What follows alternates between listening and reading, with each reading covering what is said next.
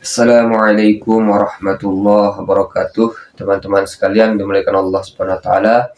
Kembali kita melanjutkan untuk membaca buku 21 Nasihat untuk Hati yang Tertipu, yaitu bab kelima, yaitu berjudul Maaf dan Memaafkan.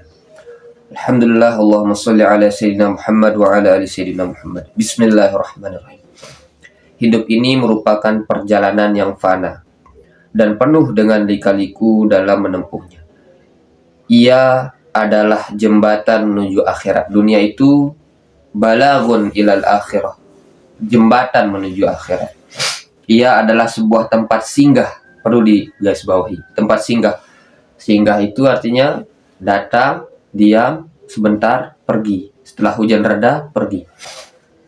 Seperti layaknya seorang perantau yang hanya singgah sejenak mencari nafkah dan untuk memenuhi kebutuhannya, kemudian akan pulang kepada kampung asalnya.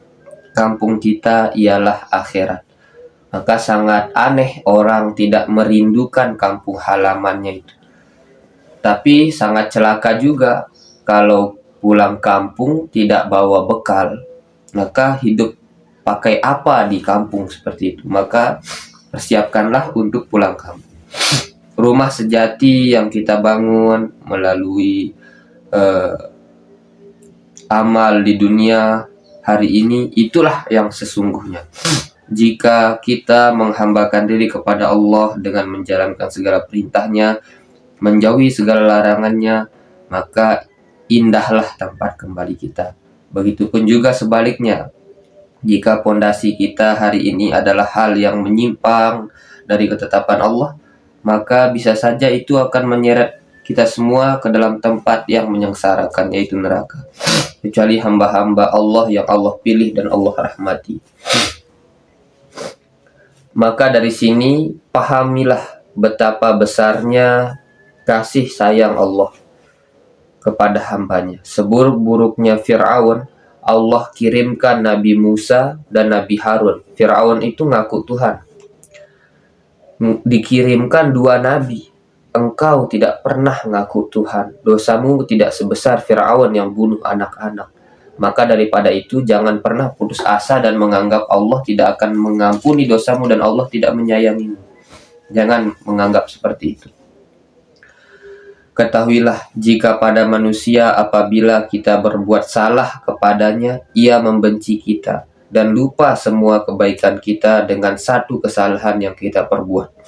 Tetapi maha sayangnya Allah, satu kebaikan yang Allah ridhoi akan menghapus semua kesalahan kita meskipun telah memenuhi langit dan bumi. Masya Allah. Maka sungguh celaka hati yang masih mengabaikan Allah hanya karena manusia biasa yang ia kejar.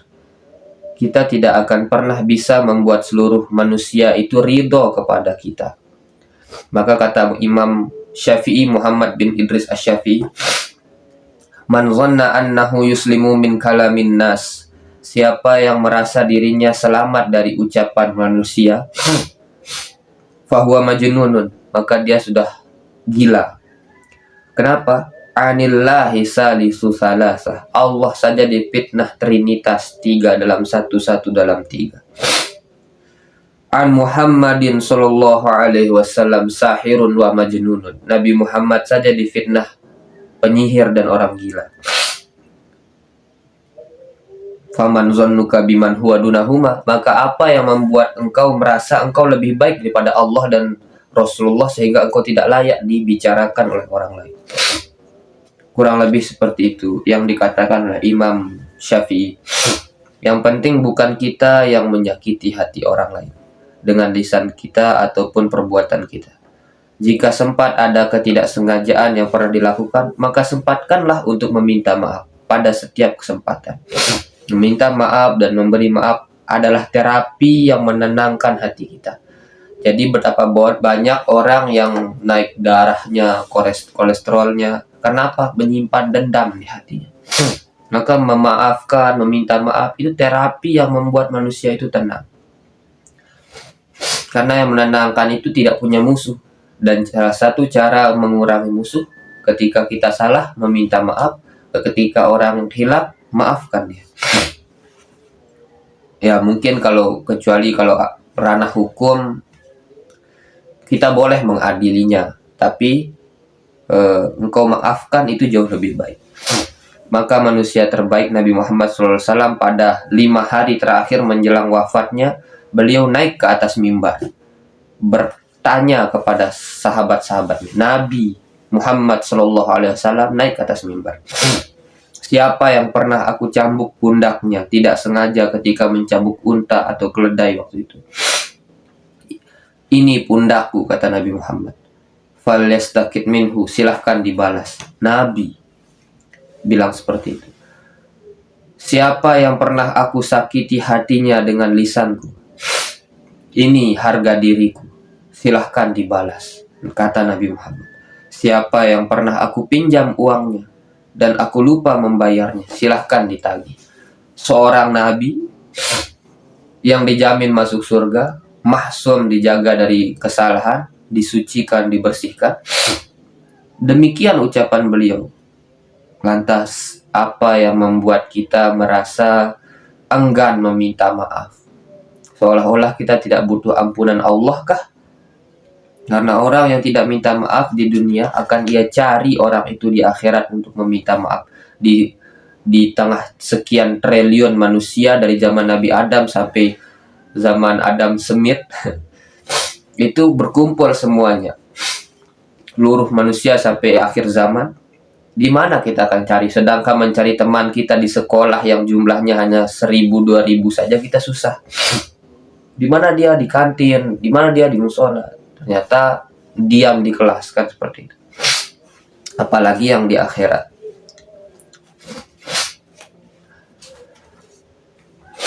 Kita sok-sok tidak mau meminta maaf lantaran harga diri. Harga diri sebagai seorang muslim sejati ialah justru mengakui kesalahan dan tidak tunduk pada egois pribadi. Itu harga diri yang sejati.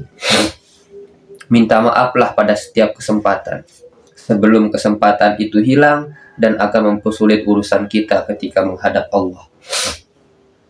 Selain meminta maaf, memaafkan juga merupakan hal yang penting dalam Islam. Karena hal itu juga bisa menenangkan hati kita. Orang yang enggan memaafkan dan memilih menyimpan dendamnya, seperti orang yang menyimpan bangkai dalam rumahnya sendiri. Ia yang mencium busuknya, ia yang tidak nyaman, dan ia yang tersiksa. Maka maafkanlah. Masya Allah. Jika itu masih pada hal yang bisa dimaafkan, artinya bukan ranah hukum. Akan tetapi jika itu ranah hukum, boleh kita tuntut di pengadilan. Tapi memang engkau memaafkan itu jauh lebih baik. Hati dicipta bukan untuk menyimpan kebusukan, termasuk dendam. Biarlah hati ini terisi semata tempat nama Allah dan nama kekasihnya Rasulullah Shallallahu Alaihi Wasallam. Seorang sahabat yang dikatakan sebagai penghuni surga oleh Nabi Muhammad Shallallahu Alaihi Wasallam ialah seorang yang setiap malam sebelum tidur melepaskan kebencian dalam dirinya. Ia maafkan semua orang yang menyakitinya. Ia tidur dalam keadaan tidak menyimpan kebencian. Akan tetapi bagaimana dengan kita? Sungguh celaka. Jangankan tidur menghapus dendam kita. Dendam itu justru kita turunkan pada keturunannya hingga 7 generasi katanya. Masya Allah. Itu tidak melambangkan muslim yang sesungguhnya. Jika orang lain jahat pada kita, balaslah dengan kebaikan. Itulah gunanya kita berproses selama ini. Tapi sekarang orang Islam berkata, kalau mereka baik, aku lebih baik. Tapi kalau mereka jahat, aku lebih jahat. Untuk apakah kita sekolah setinggi-tinggi itu, yang jika bisa kita tiru hanyalah keburukan orang lain? Maka maafkanlah. Dengan maaf itu, engkau bukan kalah. Dengan memaafkan, engkau bukan nyerah, melainkan engkaulah pemenang yang sejati.